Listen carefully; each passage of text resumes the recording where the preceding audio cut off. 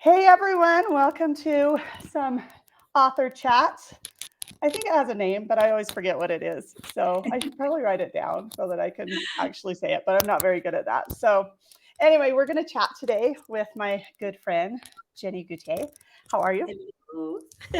Great to be here with So you. Jennie and I have actually had several conversations about this topic we're going to discuss today because I find it interesting. I don't know why I find it so interesting, but I do. Maybe it's an insight into me more than anything. But so we are going to talk. Jennie, you've lived in France for 20 years now, Yeah, it's not quite that, but coming up, it's almost 19 years. almost 19 years. So Mhm. almost half your life, just a little under half your life, right? I'm 53, so not quite. I was giving it to you. You should have just gone with it. I Almost know, half. but I'm too, no, because now you have to give me the compliments like, oh, you don't look 53. You Well, look. you don't look 53. You are. I was giving it to you because that's what you looked like was half, right? No, it's just because it's the lighting, you don't see all the neck wrinkles and everything. But you've lived there long enough Long that enough. you have adopted, I'm sure, a lot of the customs and Yeah. stuff like that, right? Yeah, definitely. So, one of the things that we have talked about and that I wanted to talk about today is kind of maybe how that living in France, and I call it your Frenchness, Mhm. has influenced your writing and how you write, and Mhm. maybe even how you're perceived in the writing world. So, Okay. um, I guess the first question is how, or do you, maybe is the real question, do you Mhm. feel, or how has it affected your actual writing? Like how do Mhm. you, or do you feel like it has influenced your writing? I don't know how it couldn't, but and in what ways Yeah, maybe do you think it has? yeah. Well, okay, it has, but, um, I think what has influenced my writing the most is, I had a mother that was very focused. I have a mother still, she's still here, that has always been very well read and, was always encouraging me to read a lot, and a lot of those things were the classics and, the 100 best books ever written and that kind of thing. And my dad was a symphony musician until he retired. And so I grew up in the classics, Mhm. classical literature, classical music, and things like that. So I think already that love of the classics has definitely probably influenced my writing the most, because when I write, the Regency, where it sounds normal to me, the Regency language, and yes, I make mistakes and things like that, but it comes pretty easily. So how living in France comes into it, I think I would say that, my husband comes from an old family, and my father-in-law has kind of this old education, and he lived in England as well, so he knows the two cultures very well. And I think, we have, most of the stuff we have is from the Victorian era, although we have, like, a chair from the Napoleon era, which is Regency basically. So we have a lot of old stuff. We have a sewing table where like when you open it up, a flap opens and there's a candle holder, and then the other flap opens and there's like a pin cushion, except there's no more cloth in it. And so there's all these things, and I think that having all of this old stuff, and being married into a family that's an old family, makes it all a lot closer, I think. So. So one of the things that I think we hear a lot from some of the British authors is that, the Mhm. Americans can't because, we don't have that same thing, which I guess in some ways, you're saying that does play a part into it, or to some Well, extent. I get that too. Let's like, just because I happen to live, have read a lot of English literature, and really, almost more that than American literature. And just because I live in France with an old family, I still get the we don't put cream in the in the tea, and all sorts of, early on, I put fall instead of autumn. And, and I try to, as I get the corrections, I try to, put it into play, but I still get it too. So I'm not exempt just because I'm not living in America. I still get it. You're an American, you should not be writing this British stuff. So yeah, we'll get to that. yes. So I guess that leads into a little bit. So do you think that initially when people, I mean, your last name is very French, and when they, your handle in most places is a lady in France. So do you think when people know that you're French, do you think maybe that gives you a little bit of credibility to begin with? I don't think that it gives me credibility, but I do think that it sets me apart. And I I've kind of milked it. No, not on purpose, but I started a blog in 2009 called A Lady in France. Well, that was not the initial title, but like a year later, it became A Lady in France. And it's still up and running. There's like recipes and all sorts of things on there. I don't have a lot of time to write in it anymore, but that's why when I started Instagram, Twitter, I'm not on Twitter anymore, but Instagram, Twitter, Facebook, all this, I had A Lady in France because that was my blog. And the first book I wrote was a memoir, and I used my blog title, but I ended up changing it because the memoir was not really about my life in France so much as other things. And but as I transitioned into writing, it was such a slow transition from blogging to writing. First there was the memoir, which was, had it was nonfiction, just like my blog. But then, two contemporary novels, one, both were set in France. And so by the time I had the courage to go into Regency, I kept the handle because I was like, I had already built up an audience there, A Lady in France, people already knew me and everything like that.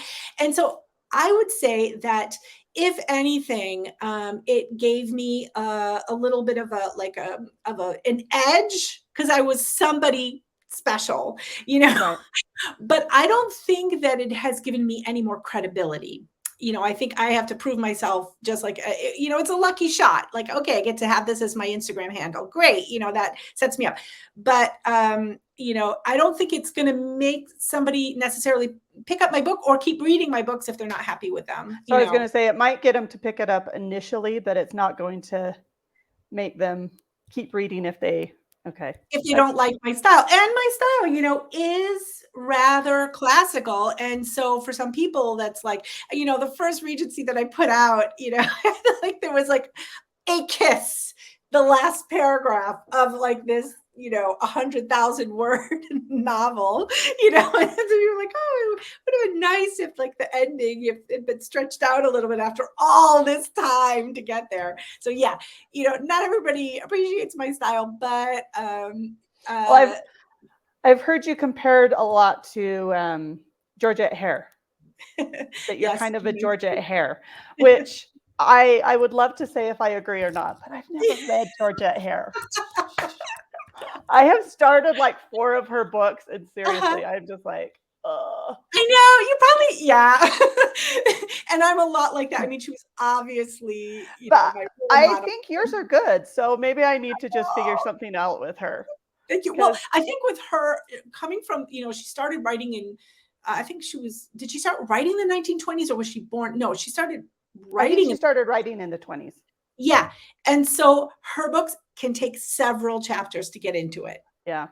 A lot of, and so you almost want to say, okay, go forward 4 chapters and then where you are better at that, because with the modern reader, you have to be better with that. Yeah, you have to. Yeah, exactly. Yeah. So, okay. So in what ways do you see your Americanisms coming through? Or in what ways do people kindly point them out to you? I guess I should say. Let's see. Well, okay. I have the friend that introduced my British friend who introduced me to Georgette Hare said that she is giving this advice kindly ahead of time, but she says that that Americans will say "come see," and the British will say "come and see." Which is so interesting because if I put come and see, my editor will take out the and. Oh, And interesting. so will like Grammarly and a lot of the, because I hope I'm remembering that correctly, by the way, but I'm pretty sure that that's what she says. So now I try to add it in. No, I agree with you though, because it was so interesting because when I started writing, then I would always put towards with an S Yeah, on me the too. end.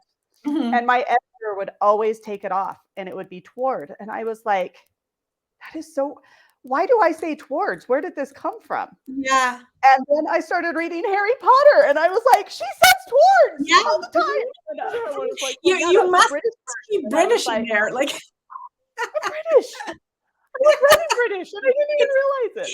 So now my it comes editors from have all the, Americanized me. yeah, it comes from all the British things coming in. And like, for things like got, have got, I will keep it in if it's in a quote, but I will put have gotten outside of the quotes. So I'll do things like that. Like I'll put British things like towards. If it's in a quote, I'll put the S. But if it's out of the quote, I will do it the American way. And obviously, like I said, I used fall, but that was like one of my early books. And Yeah. and somebody said that like we Americans love our coffee, but they didn't drink coffee that much, and it's tea, and so yeah, probably. And it's true that I love coffee, so of course, as I am well aware. Yes, you're well aware. I even brought my little Italian espresso thing when we met. And so it's true. Like when I romanticize it, I'm like, oh yes, they meet for breakfast with their coffee because I love coffee. But that was one of the things they're like, no, you need tea because we British drink tea and all of that, and we don't put cream in the tea, we put milk in the tea, and I don't get it that bad. I mean, I don't think that there's that many. Another thing that my British friend said, she said that we, Americans look out the window, whereas the British look through the window. So like once she tells me these things, I have them looking through the window, sidewalk doesn't exist. Yeah. But I think I knew that, or and corridors, not halls or hallways. Oh yes, yeah, you have to say corridor and not hallway. Or Yeah. you can have a hall when you come in, But it's a great hall. It's not a hall like Yes. we think of hall as, Exactly. go out into the hall and think about what you did kinds of things. Yeah, oh, here's one.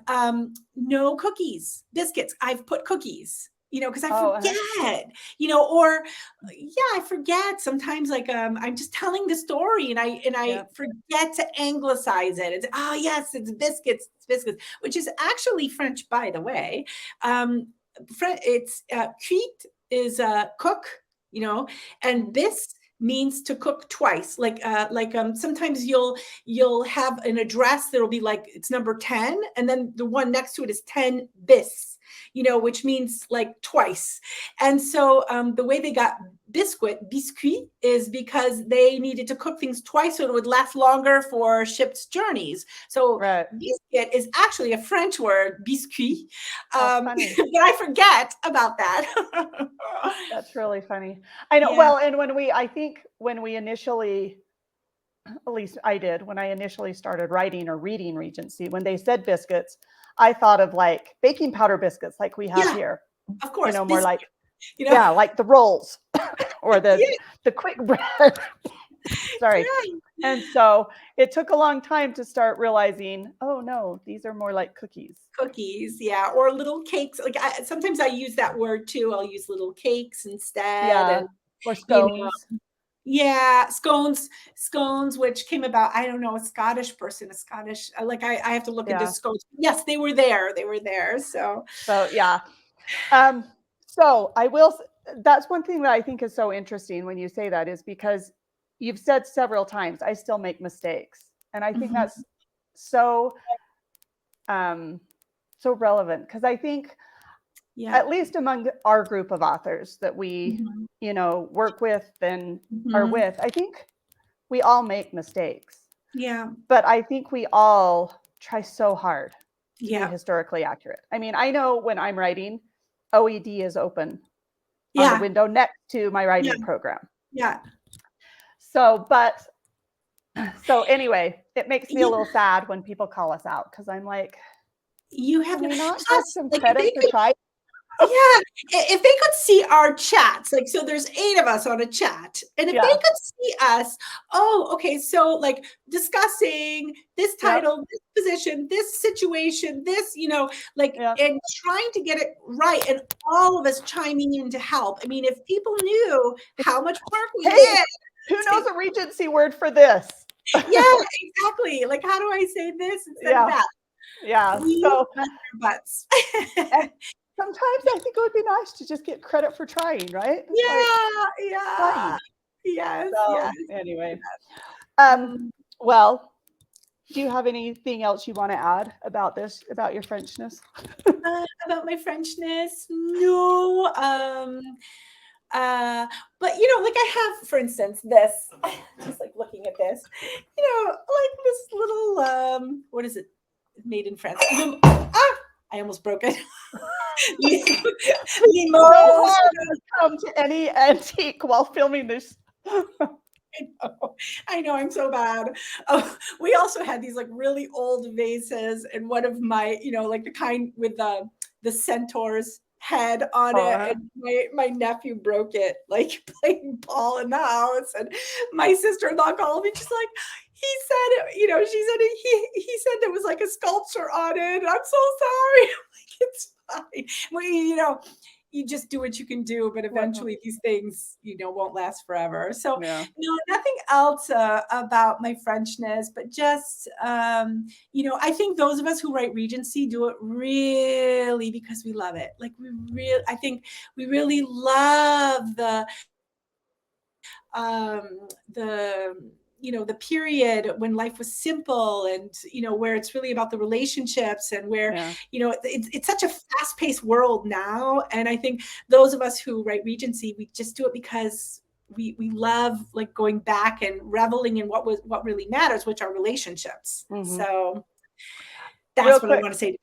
do you ever see yourself writing more French era?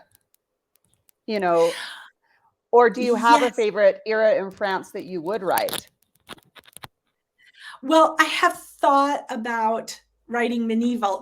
We've talked about this. And in fact, Yeah. did I get a book? No, I have in my Amazon, like it's not in my basket, but it's in my waiting list, a Yeah. few medieval. And if I did, I would have to include France in there. And there is I'm doing a multi-author series. We haven't really announced it yet, so I won't say too much about it, but there will be some French stuff in there. So I've heard about this. yes. Heard rumblings. It'll be my first one. What's that? Is it coming out this year? It's coming out at the beginning of 2024. That's why it's a little bit early. We're going to be like, we're going to be working on the covers and all of that soon, Gotcha. in the next couple of months, and then we'll start talking about it. But it's going to be, this is probably giving a lot away, but it's going to be set in the Georgian period. So it's going to be earlier than what I usually write. Yeah. It can't be set in the Regency period because that's Napoleon. They were at war. So it has to be set before or after. So, but then you're starting to get into revolutionary, aren't you?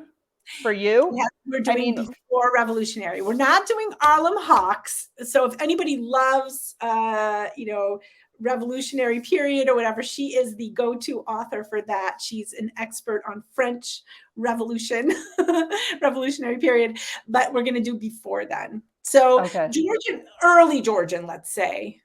So will it still be under like the Capets and the French monarchy? Yes. Gotcha. Yes. Well, what a lovely time. I know. Want to join us? No, I don't know enough about it. I know some, but my emphasis in my European history major was British history. So yes, I did take quite a few French history classes, just not quite as many as I did British. So I do know some, just not. Yeah, I just thought of something. You asked how my Frenchness comes into play. I will say that, for instance, when I went to the Les Invalides, it's like a Hôtel des Invalides. It's like a museum.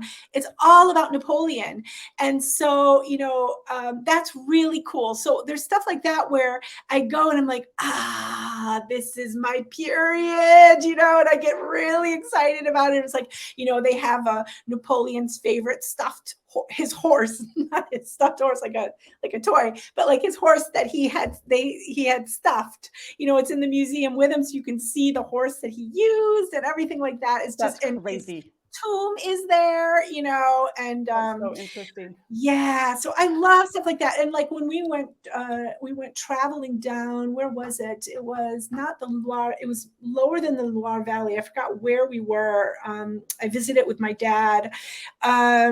But we visited where Richard the Lionheart stayed. Oh, was it where he was captured? I guess so. he was actually probably captured though more in Austria and France, huh? Possibly. Austria and Germany. I will just proclaim my ignorance if I try to.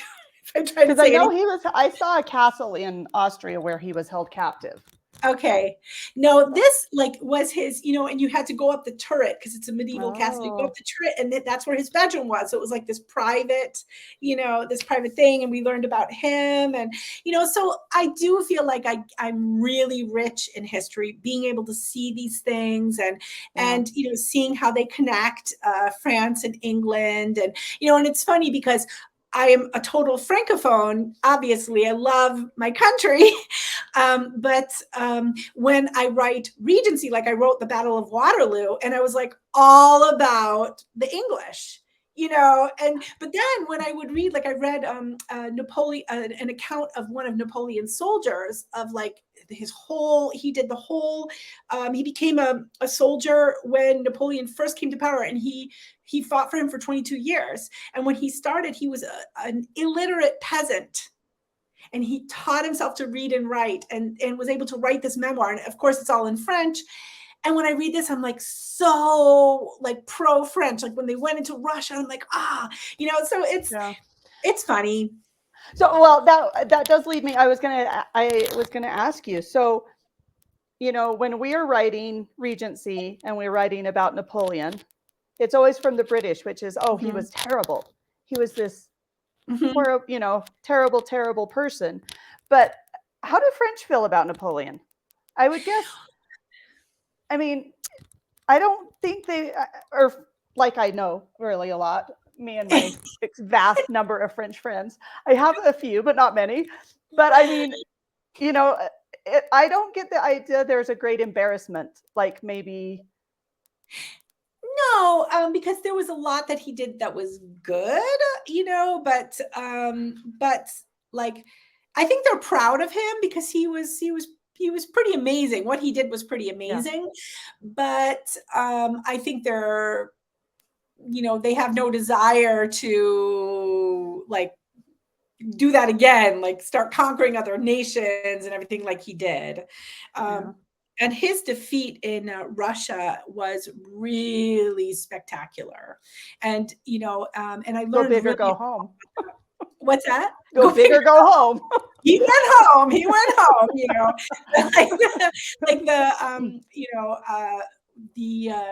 the guy that wrote this memoir, the soldier, I think he went out, I don't know, they were like 500 and they came back, there were 20 because it was the winter, it was just everything was against them. And so it was a really big defeat, and that's kind of what led to him going to Elba, and then until he it's where you start to see Napoleon's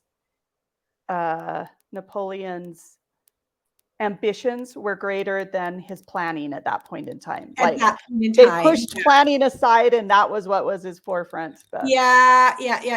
And he was known for, like, for instance, at Waterloo, and that was his plan, but just circumstances were against him, and also some odd, like, he didn't attack when he should have. So I think there was also probably something going on in his brain, but his goal was always to divide, and he could have done it. He should have won Waterloo. He should Yeah. have, because he was going to divide the Prussians from the Allies, and he didn't do it in time, and so they joined together, and Yeah. then he lost. Well, and So, it's kind of like Russia. He probably could have conquered Russia if he wouldn't have gone in winter when it's so inhospitable, you know. And yeah, so, winter, and then also he allowed himself to be cut off, you Yeah. know.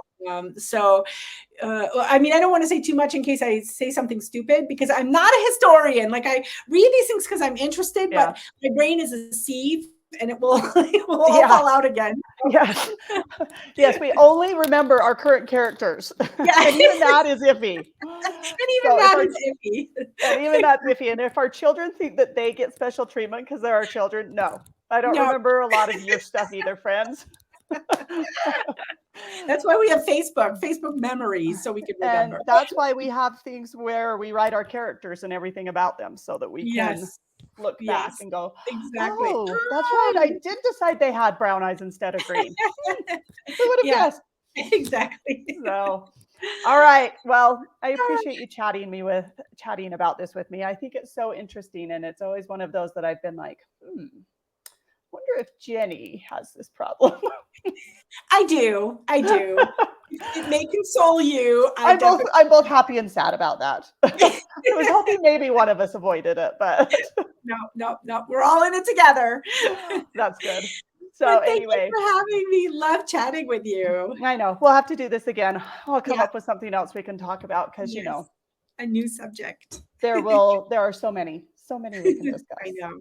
Maybe so by then I'll have a haircut that will not hang in my I head. like your hair. No. You look fab. So anyway, thank you all for watching. Don't forget to subscribe, and we will see you again next time. Thanks. Bye.